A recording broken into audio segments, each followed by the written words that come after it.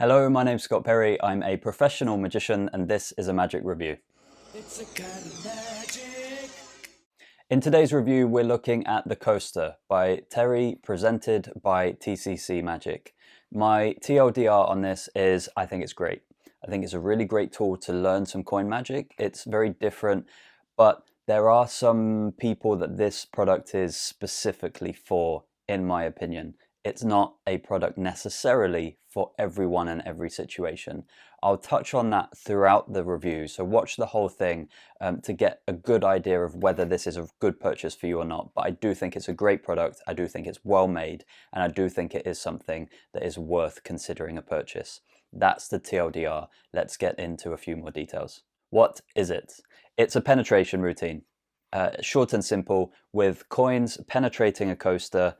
I'll put a little bit of footage up on screen right now, but you get a coaster with it and coins, and you put the coaster on top of a glass. The glass can be transparent or opaque, and coins one at a time pass through the solid coaster.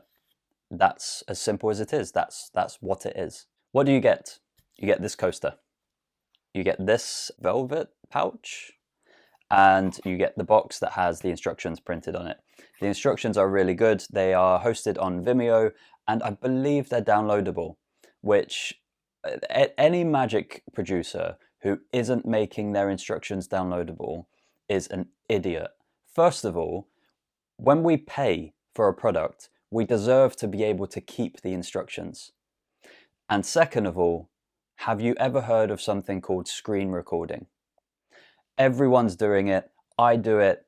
I'm paying for the product, and I'm damn well going to keep the instructions that I've paid for.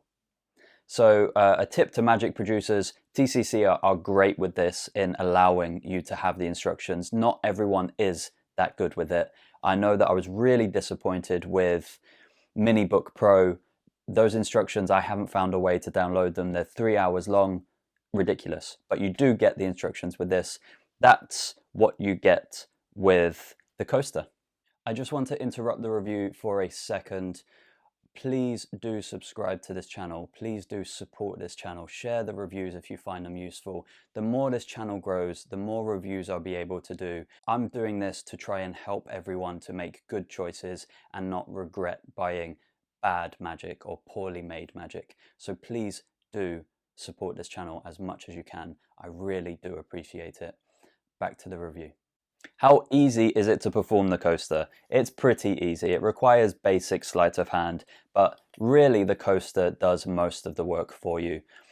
But that said, if you are limited on your knowledge of coin sleights, the instructions do take you through everything that you need to know, and it gives you the stepping stones and the foundations of what you need to perform adequately with the coaster.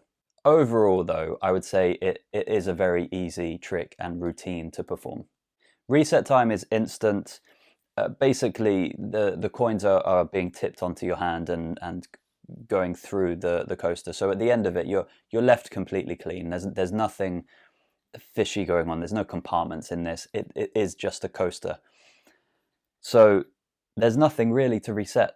Angles are great. Basically, what would I say, like 200 degrees in front of you.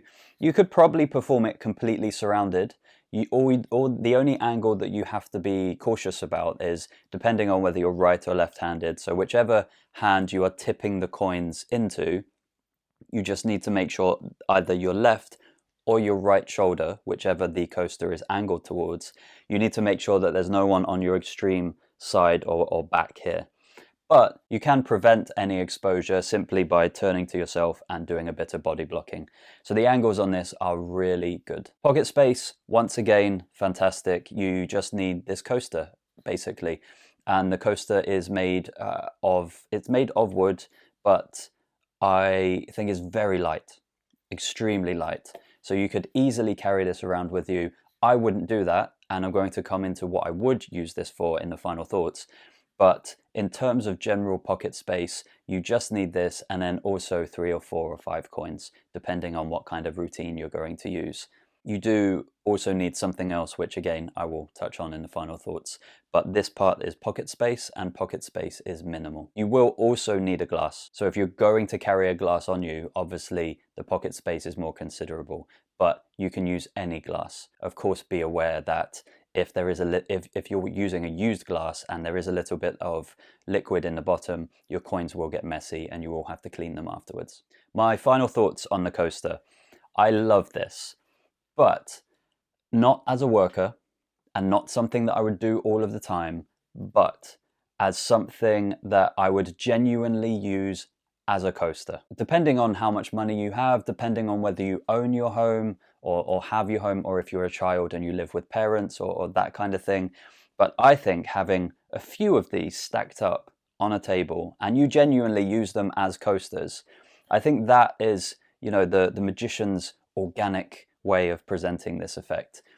Alternatively, I think that using this in a sit-down show, and again, or a stage show with a camera projecting or something like that, a set performance, I think that having this as your coaster for your drink as you're performing, your glass of water, your vodka, your whatever it is that you drink when you're performing, having that there with your glass on it, and then at the end, once you've finished your drink, using it to perform the routine.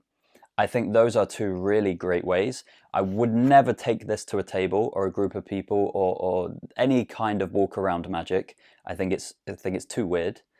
But there is something else, a really important tip that you will need. This doesn't come with the coins, and the coins that you need are specific coins. They're not that hard to find, but you need at least one coin that's magnetic. And when I say magnetic, it's not a coin that is attracted to magnets. Like in England, we have a 10 pence piece, which all 10 pences are magnetic coins, but they are not a coin with a magnet in, if that makes sense. So what you need realistically is to buy a magnetic coin from a magic shop, and then 3 or 4 matching coins. That's the best way of performing the routine, in my opinion. It's the easiest, it's the strongest, it's the safest way of performing it, just so that you don't make any mistakes. But you can perform the routine. There's 2 routines that are given, which are really great. You can perform it with coins that are all magnetic. It's just a little bit more difficult to do it, basically. And I found that when I was using larger coins, when I was practicing with larger coins, like I have some Morgan dollars that I was using, the coins are too heavy.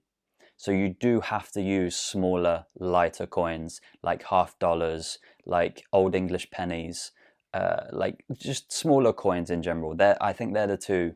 You can also, some smaller Chinese coins, because these are all coins that we're familiar with as magicians, and they're ones that magic shops often stock. So you will need to buy those if you don't already have them in your magic collection. That's something to be aware of. I would recommend buying an actual magnetic coin and then using 3 or 4 matching non-magnetic coins. That's my preferred way of performing it. But of course, just to practice, you can use just 4 or 5 coins from your own country that are magnetic, just to get used to it. I think that's everything. I love the product. TCC did send this to me. I am not obliged to say anything complimentary about it. They just send me the product and asked me to review it. So I hope that you enjoyed that review. Thank you to TCC for supporting my channel. If you found it useful, hit the like button. If you have any questions, leave a comment below, and I'll see you in the next review.